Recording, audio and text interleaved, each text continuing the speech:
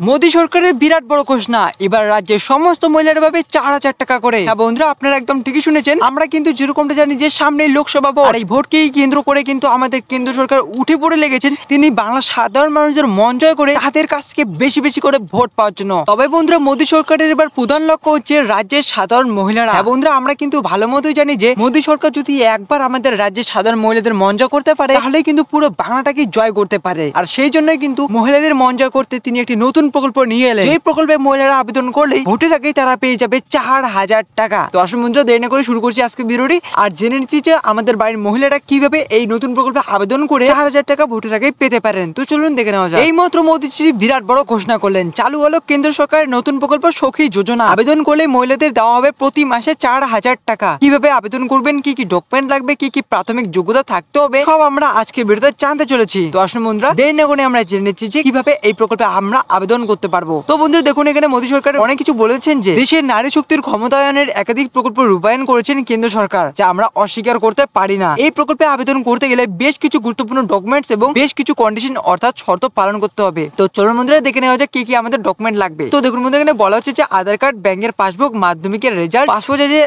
1 copy ছবি লাগবে। এর সাথে মোবাইল নাম্বার, স্থায়ী বাসিন্দা সার্টিফিকেট আর প্যান কার্ড লাগবে। এবার আবেদন করতে গেলে আপনাদের কি কি প্রাথমিক যোগ্যতা থাকতে হবে? আপনাকে অবশ্যই মাধ্যমিক পাস করতে হবে। আপনার বয়স 18 থেকে 35 বছর মধ্যে থাকতে হবে। ভারতীয় নাগরিক হতে হবে। এই প্রকল্পে কেবলমাত্র মহিলারাই আবেদন করতে পারবেন। কম্পিউটার সম্পর্কে সাধারণ জ্ঞান অন্তত থাকতেই হবে। তো আসুন এবার আমরা দেখে নিচ্ছি যে আপনারা কিভাবে আবেদন করবেন। তো দেখুন বন্ধু, এখানে বলা হচ্ছে যে এই প্রকল্পে নিজের নাম নথিভুক্ত করতে হলে আপনাকে অনলাইন মাধ্যমে আবেদন করতে হবে। আবেদন করার জন্য গুগল প্লে স্টোর থেকে বিসি সখী অ্যাপটি ডাউনলোড করতে হবে এবং অ্যাপটি খুলে নেওয়ার পরে একটি পেজ আপনার সামনে প্রদর্শিত হবে, যেখানে আপনার যাবতীয় তথ্য যেমন নাম, বয়স, ঠিকানা, যোগ্যতা ইত্যাদি লিখে উক্ত পেজটি সাবমিট করতে হবে। এই প্রকল্প আপাতত উত্তরপ্রদেশে চালু করা হয়েছে। কিছুদিনের মধ্যে এই প্রকল্পটি সমস্ত রাজ্যেই চালু করা হবে।